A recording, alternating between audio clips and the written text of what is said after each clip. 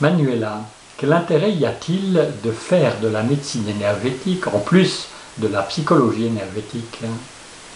C'est vraiment intéressant comme question. Avant de vous répondre, j'ai envie de vous parler d'un exemple d'une personne avec qui je partageais un repas avant une formation en psychologie énergétique et qui disait que ça ne marchait pas pour elle, la psychologie énergétique.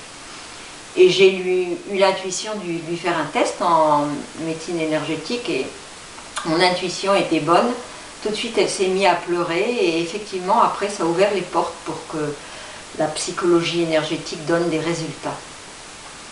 Sinon, en général, ce que je peux dire, c'est que quand une personne a vécu des traumatismes ou a des difficultés, c'est rare que tout soit réglé en une séance. Et pour permettre à la personne d'avoir une vie la plus confortable possible, entre deux séances, pour qu'elle vive un bien-être accru, je propose des exercices de médecine énergétique qui lui sont adaptés, donc des exercices individualisés qu'on a pu mettre en évidence grâce à des tests. Et puis il est important de savoir que quand on a créé des mécanismes de défense, on a créé donc des schémas de circulation d'énergie.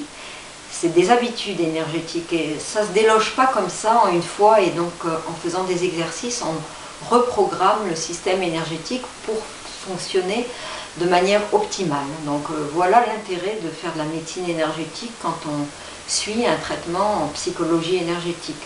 D'autant plus que Donna Eden, elle dit que la psychologie énergétique fait partie de la médecine énergétique, mais il n'y a aucune rivalité.